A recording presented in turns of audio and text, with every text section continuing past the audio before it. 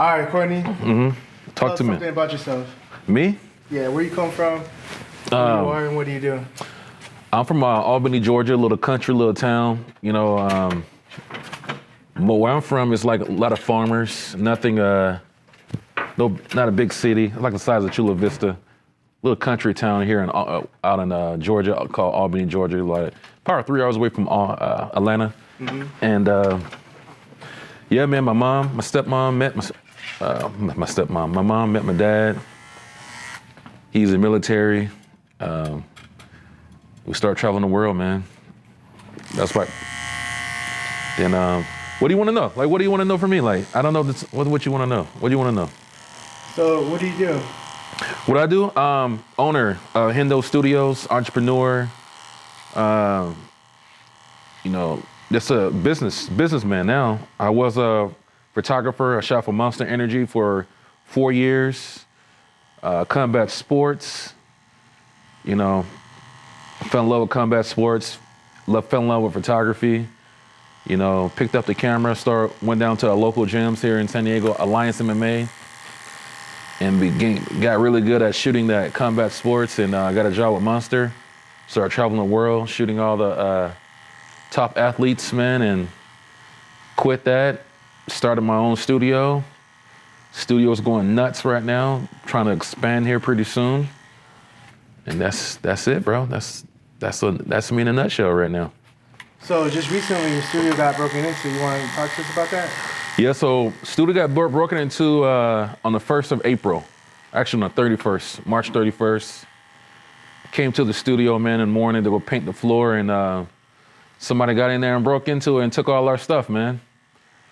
Don't know who it is, but I know that it's somebody that's been to the studio, because everything was stolen in the studio. It was kind of weird. They took some things, but they didn't take other things.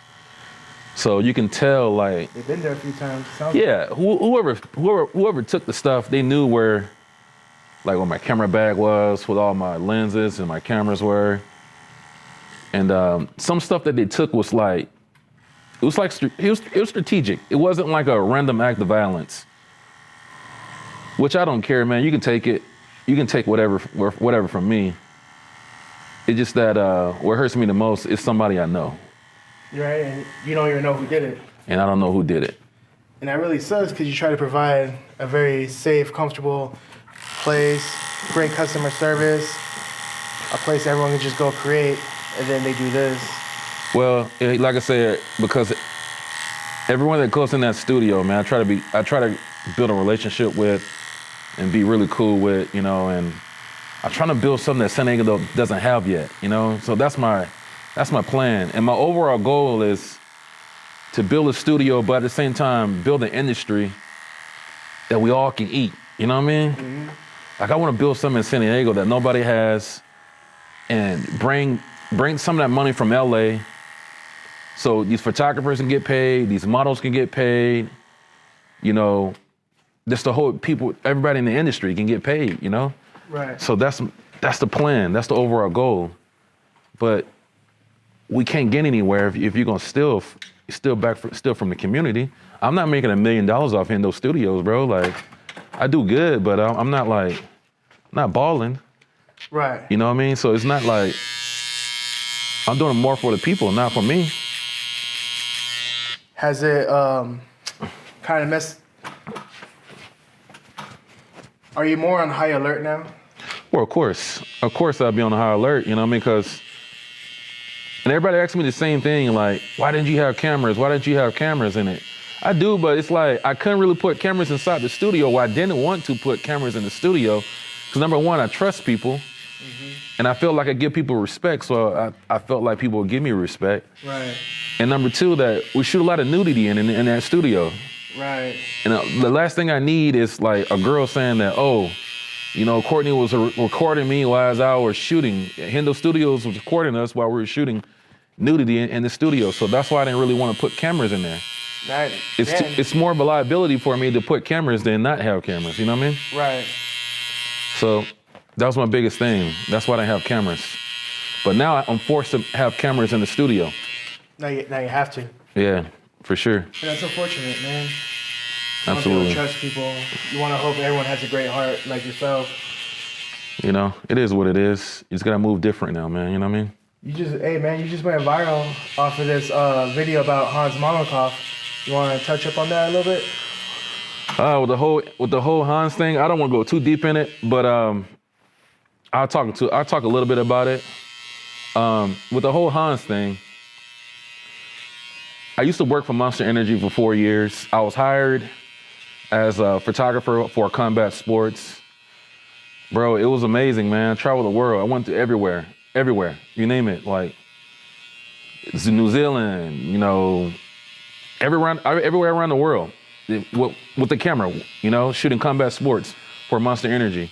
And Hans was cool, man. In the beginning, it was like, you know, he was everywhere he went, I went. Everywhere I went, he went. We learn from each other. He's an amazing businessman, you know. So I learned how to like business, like stuff that you won't learn in school, man. How to command the presence in the room, you know, how to build relationships with people, you know.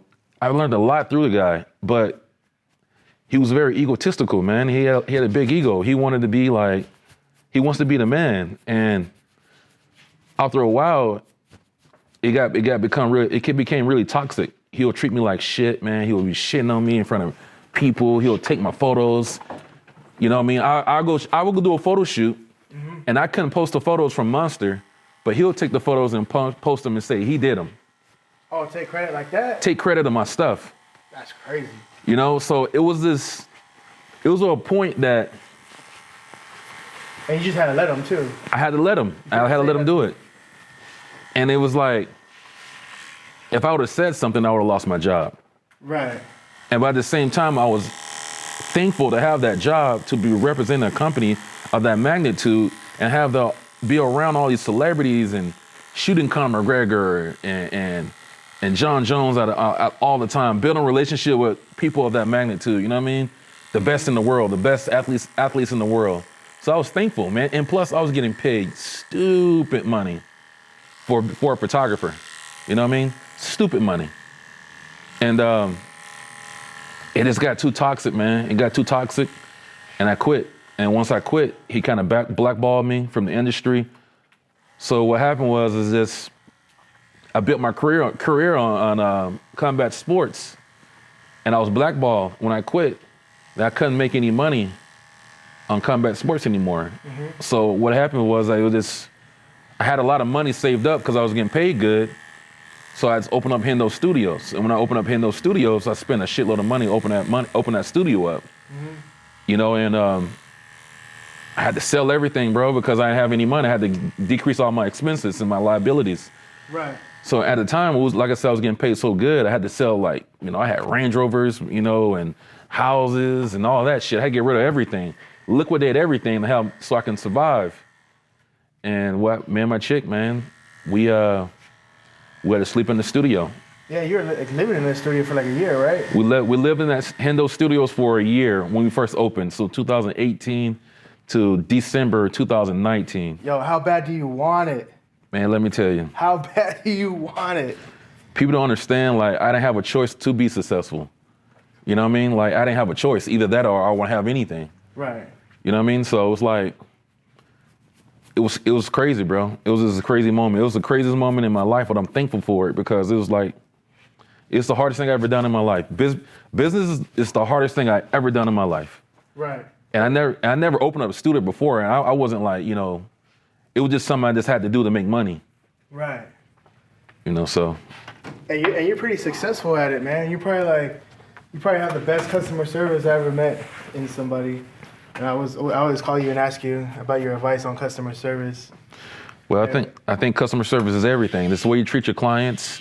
They're paying my bills. They're helping me build this business. So I try to treat everybody with respect, man. You know, and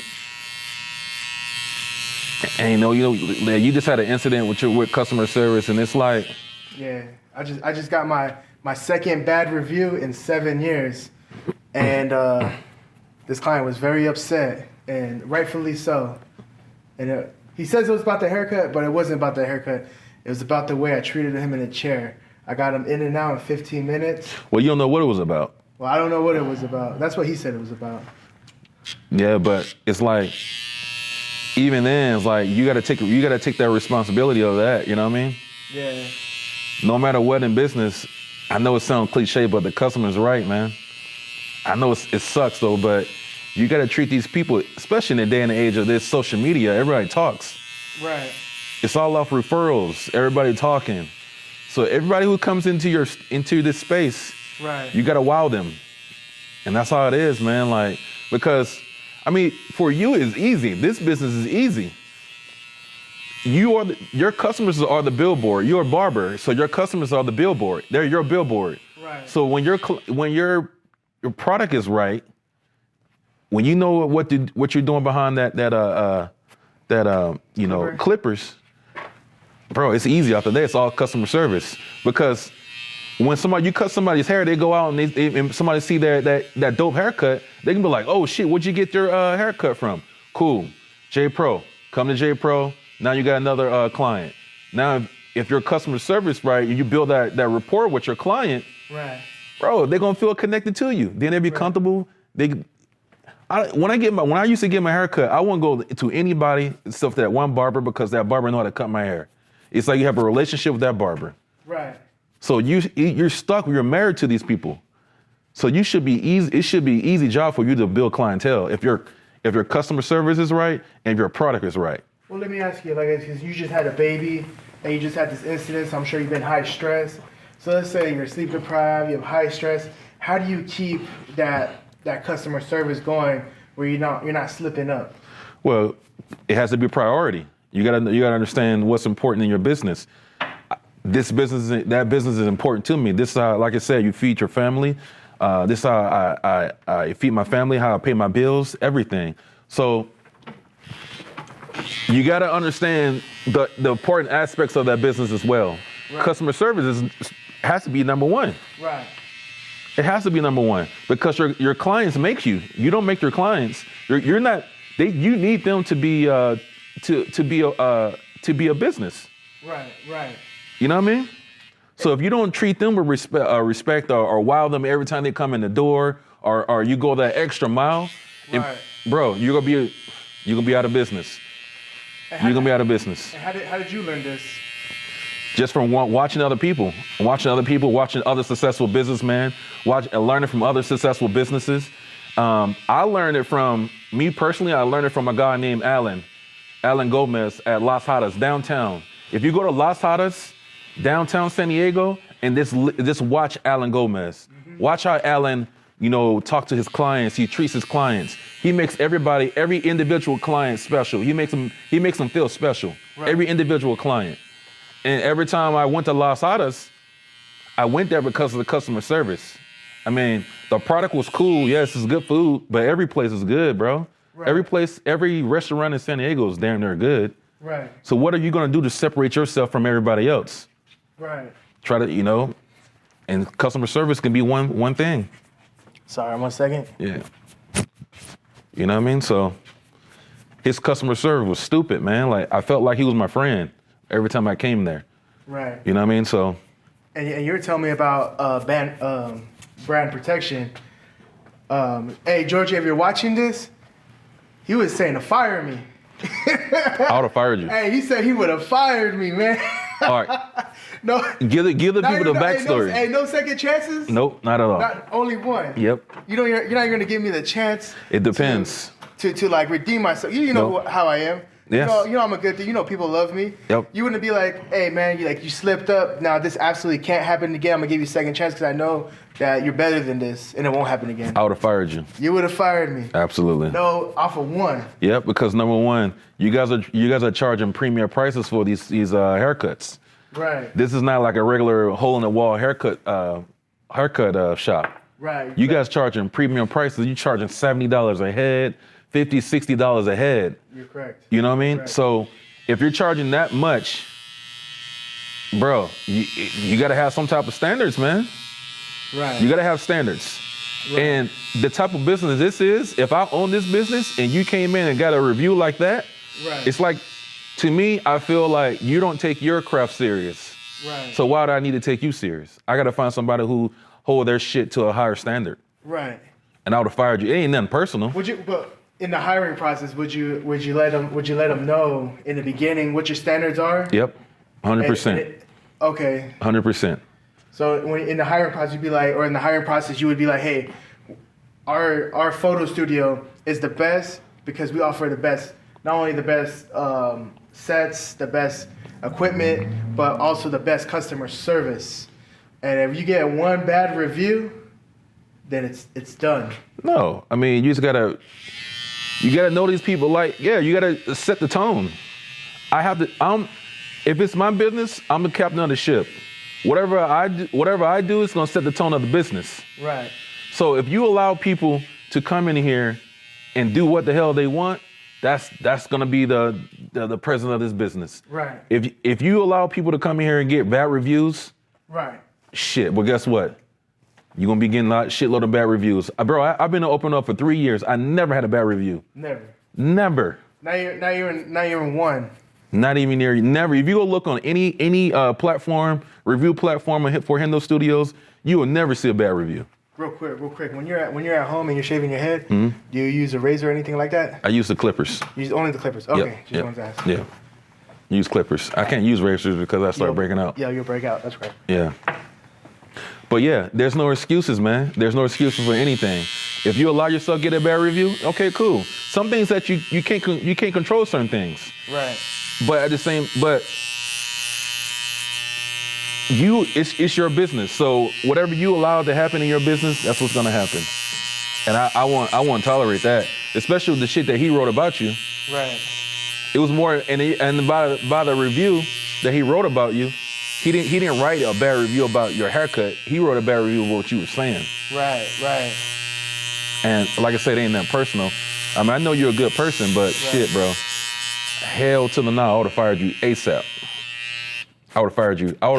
Like I said, I love you, man, as a person. But if it was my business, I would have fired you on the spot. Okay. You gotta protect your brand. Absolutely. And that makes a lot of sense. Because what happens is, if you write a bad review, it don't affect you. It don't affect you per se. It affects the business. Right. It's not affecting you because you can leave this business and go somewhere else and get your haircuts or cut people's hair. I'm stuck with that review. Right. On my page. So, nah, bro. I would have fired you.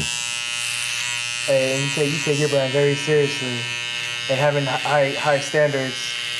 It's like you don't get you set the standard, and anything less is unacceptable. That's how it's got to be, man. If you want to be the best, if you want to be the best at anything, you got to set them standards high. Anything you do, man. That's the truth. Yeah, well, I appreciate I still have a job. That's what it is, man. Because working at Courtney's, I would be fired.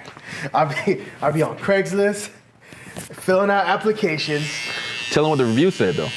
Oh, the review? Man, okay. Let me see if I can remember. What did your review say? It said something along the lines. It was saying, worst haircut ever.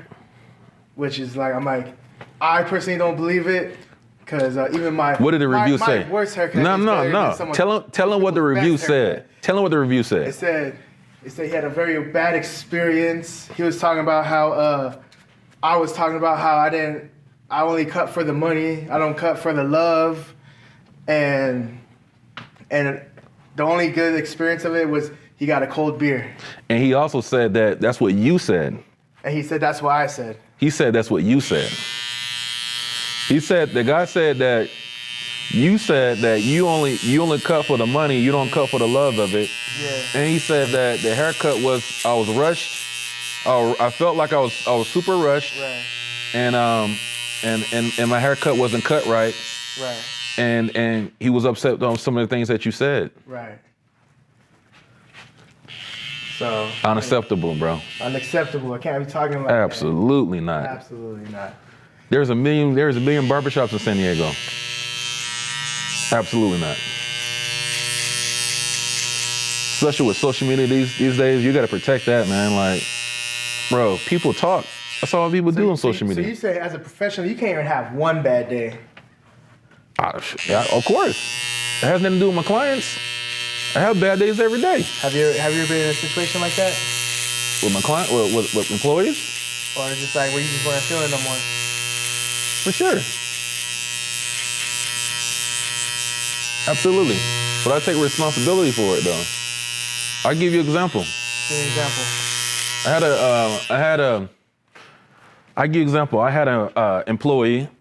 I was shooting, I had to shoot a graduation for UCSD graduation. And I didn't want to do it, so I hired a guy to do it. And I said, bro, this is super easy. Go shoot the graduation. And that's all you gotta do is go around. It's super easy. Just go around and do what you do as a photographer. Right. Just shoot the graduation. Right. Guess what he did? What did he do? He didn't shoot one photo. Wait, what do you mean you didn't shoot one photo? What do you mean? So the photographer went to the graduation and didn't shoot one photo. Hold on 1 second. So what did he do? He didn't know what to shoot. So he didn't shoot one photo. Oh, because you didn't give him direction. Whose fault was that? Now think about this. You're at somebody's graduation. I think they hired me to shoot photos. I hired somebody else to shoot for me. Right. I just told him, just go be a photographer, go shoot. He went to the graduation and didn't shoot one photo. Somebody's graduation. Once in a lifetime event. That hurt my business so much. You know why? But I wasn't mad at him. You know why I wasn't mad at him? Why? Because I didn't give him any communication. But you don't, I took that responsibility. But you don't think that he should have at least like tried his best? Like, I'm just shoot. I'm just gonna shoot and hope, spray and pray. That's what I would have done. So you hired him as a photographer, but he didn't take one photo. Honestly, man, it's still my fault. I know what you're saying. So think about it. Who does it? Who does all this shit? The responsibility falls back on. The leader, the manager, the owner. It's your fault. It's your fault no matter what. No matter what. You chose the wrong person to hire. It's my fault. No, it's not even that. It just I should have communicated with him more. I should have done more. I should have asked more questions.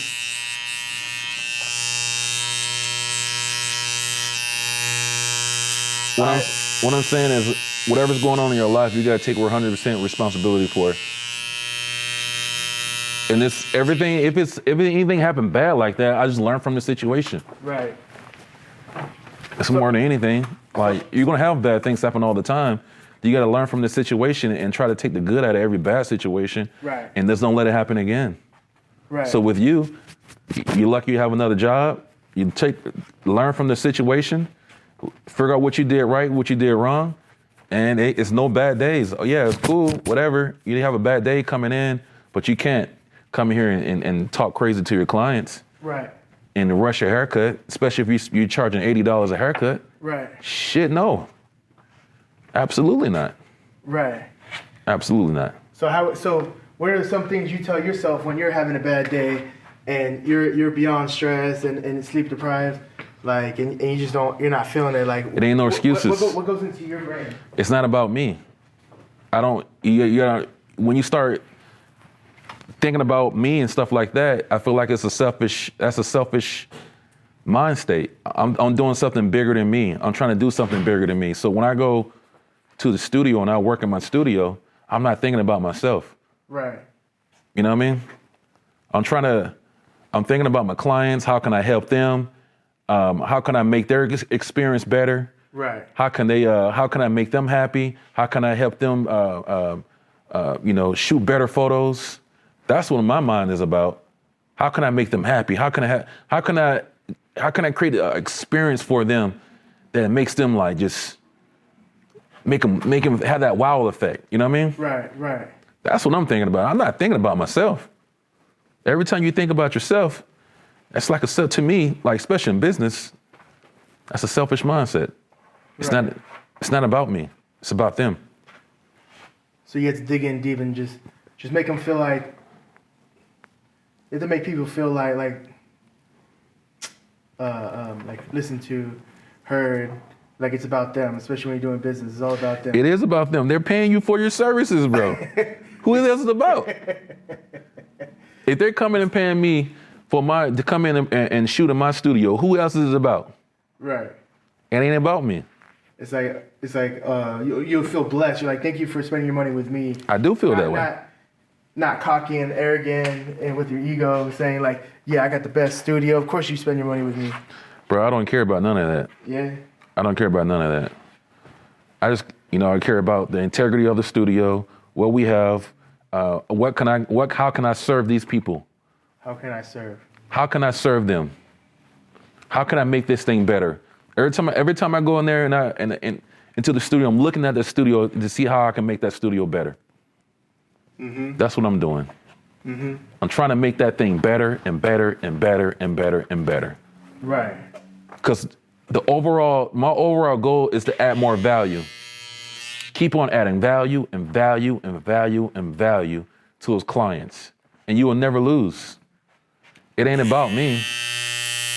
They're paying me to come in there to do something that they love to do. Mm-hmm. I'm providing the spot for you, but I want to be the best, I gotta have a shitload of value. Mm-hmm.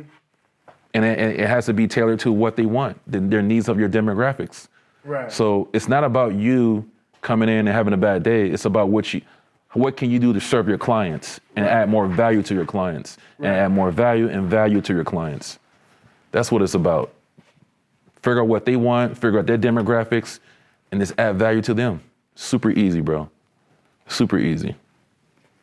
I'm gonna keep that in mind, man. I'm gonna start doing that. Absolutely, man. I hope you guys were listening because there's a lot of game right now. Hey, man, I'm gonna start charging you, man. Customer service, man. Hey, and the crazy thing about it, he tried to charge me $70 for that. Hey. Shit.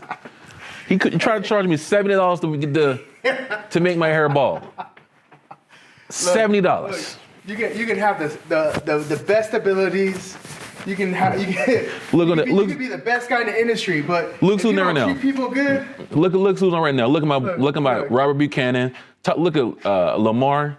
All those dudes. These are professional people in these industries, and this is people I learned from as well. Right. They're the best. They're the cream of the crop when it comes to what they do. But you can ask any of those guys on that. Ask Lamar. Ask Lamar. He has a clothing line. Yeah. All that. His service. He said you never take your bad day out on your client. See? That's not what they're paying for. Yep. You're performing a service. Absolutely. Hey, you're absolutely correct, man. Absolutely. You are absolutely correct. Absolutely, man. Robert Buchanan, he's like one of the best videographers in San Diego. Right. But one thing about Robert, he's professional and his customer service is stupid. It's amazing. Right. He knows how to treat his clients. He knows how to talk to your clients and see what they want. Perfect, man. Perfect. Yep. I wanted to give you a fade and a lineup, man, but nah, man. You weren't about that life. I don't have no hair up there to do all that. That's what it's about, though, man. Never about you. Hey, man. I appreciate you for coming in. Anytime, bro. We'll do this again. Anytime. Maybe once a week, every 2 weeks. I'm probably gonna do this every week. I can't afford you. $70 for this? Hey, tell. He charging me $70 to make my hair, make me bald. How crazy is that? How crazy is that? $70. Yeah, Lamar. Hey, check out Lamar. Check out his clothes, though. What'd he say? Yeah. He said, that bad review client could have easily been another loyal customer if you kept your composure. Yep. 100%. Hey, you're 100%. I'll tell you guys the truth. I was having a bad day. I mean, there's no excuse. It ain't no. You see how people be? You see how people be? Lamar, you hear him? Robert, you hear him? It ain't no excuses. Ain't no excuses. I need that $7 fade. Hey, hit me up, bro. You can book an appointment anytime. Oh man, I was having a bad day that day. Yo, I was having a bad day though, huh? My stress levels were pretty high, sleep deprived. I didn't want to be there that day, and I let it be known, and that was my mistake.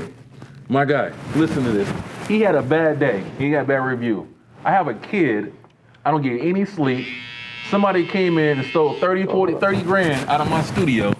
I still had to work that day. Right. He stole everything out of my studio, and I had a bad day, but I still had to perform.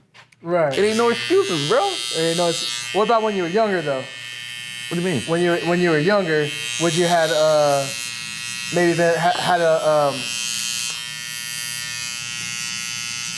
would you let it be known? Were you the same how you are now as you were 10 years ago? Of course not. Of course not. I was ignorant. I was wild. Of course. And you probably had to go through something similar that I went through in order to learn, right? Of course. Experience becomes the best teacher, but how old are you though? I just turned 30. Oh, that's old enough. That's old enough, right? No excuses. Experience becomes the best teacher. Of course, when I was younger, I made mistakes, but I learned from the mistakes. And that's the thing though. When you make the mistakes, there's nothing wrong with making mistakes, bro. But once you get to a certain age, though, it's unacceptable. At 30 years old, bro, you can't give yourself no more excuses. No more excuses, huh? Zero. If I make a mistake, I take ownership of it. I'm gonna try to learn from it. So just own, hey, I made a mistake. It is what it is. I'll be better from it. Ooh, shit. God damn. God. Man, you're a Warner, brother. Hey. Hey, you know what's crazy, right? I'm gonna tell you this story. Oh, shit. Go watch the documentary on Rolls Royces. Go watch that documentary. Why? Everybody. What's Everybody on this live. Go watch the doc. If you're a business person, go watch the documentary on Rolls Royces. Oh, shit. Is it? Hey, let me tell you. Go watch that documentary on Rolls Royces, and you will see how their standard for that company is so stupid. But that's why they're Rolls Royce.